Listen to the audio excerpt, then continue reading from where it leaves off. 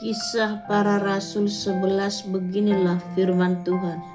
Petrus mempertanggungjawabkan baptisan Kornelius di Yerusalem. Rasul-rasul dan saudara-saudara di Yehuda mendengar bahwa bangsa-bangsa lain juga menerima firman Allah.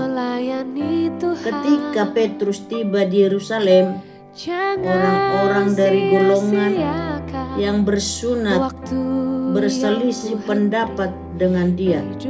Kata mereka, "Engkau telah masuk ke rumah orang-orang yang tidak bersunat dan makan bersama-sama dengan mereka." Tetapi Petrus menjelaskan segala sesuatu berturut-turut. Katanya, "Aku sedang berdoa di kota Yope. Tiba-tiba rohku diliputi kuasa ilahi dan aku melihat suatu penglihatan. Suatu benda berbentuk kain lebar yang bergantung pada keempat sudutnya diturunkan dari langit sampai ke depanku. Aku menatapnya dan di dalamnya aku lihat segala jenis binatang berkaki empat dan binatang liar dan binatang menjalar dan burung-burung. Lalu aku mendengar suara berkata kepadaku, 'Bangunlah, hai Petrus, sembelihlah dan makanlah.' Tetapi aku berkata, 'Tidak, Tuhan, tidak, sebab belum pernah sesuatu yang haram dan yang tidak tahir masuk ke dalam mulutku.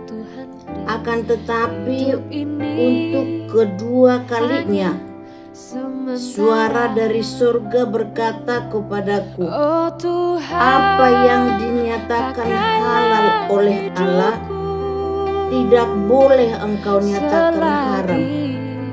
Hal itu terjadi sampai 3 kali. Lalu semuanya ditarik kembali ke langit. Dan seketika itu juga 3 orang berdiri di depan rumah di mana kami menumpang. Mereka diutus kepadaku dari Kaisarea. Lalu kata Roh kepadaku, 'Pergi bersama mereka dengan tidak bimbang.'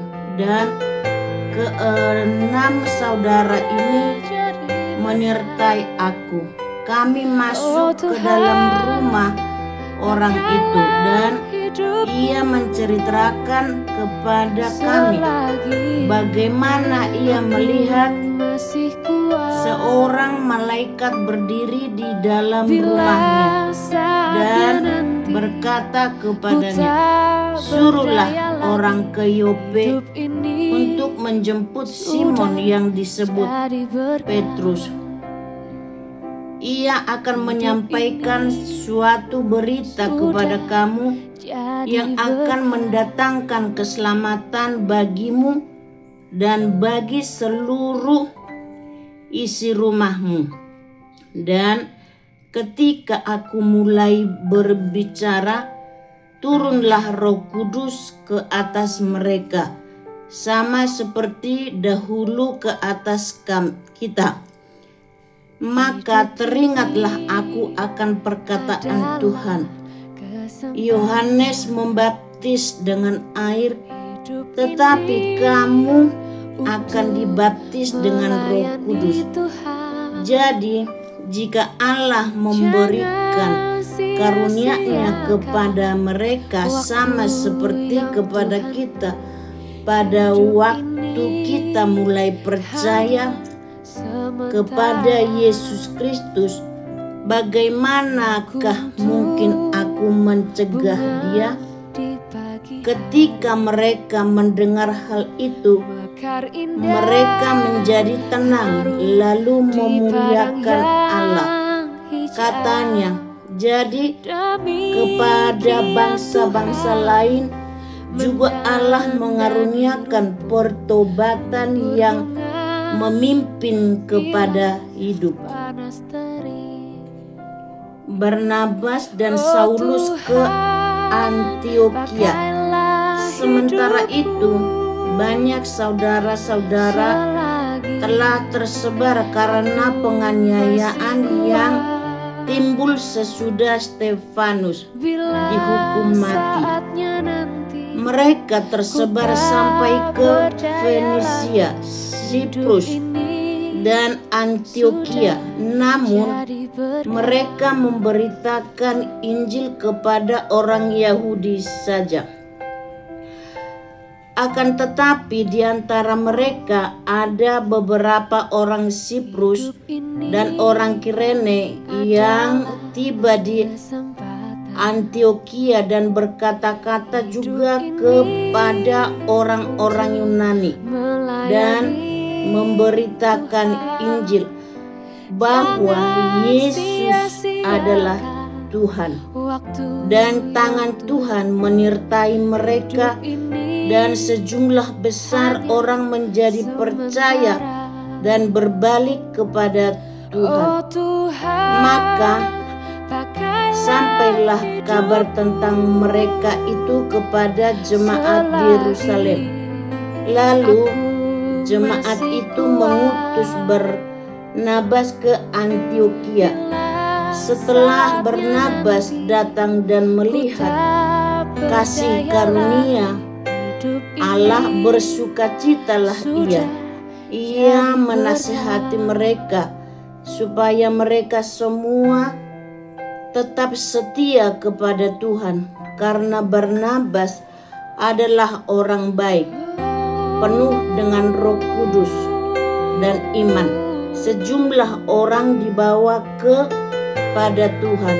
Lalu pergilah Barnabas ke Tarsus untuk mencari Saulus, dan setelah bertemu dengan dia, ia membawanya ke Antiokhia.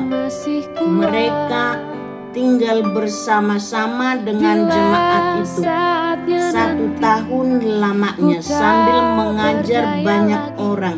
Di Antiokhia lah murid-murid itu untuk pertama kalinya disebut Kristen. Pada waktu itu datanglah beberapa nabi dari Yerusalem ke Antiokhia. Seorang dari mereka yang bernama Agabus bangkit, dan oleh kuasa Roh ia mengatakan bahwa seluruh dunia akan ditimpa bahaya kelaparan yang besar.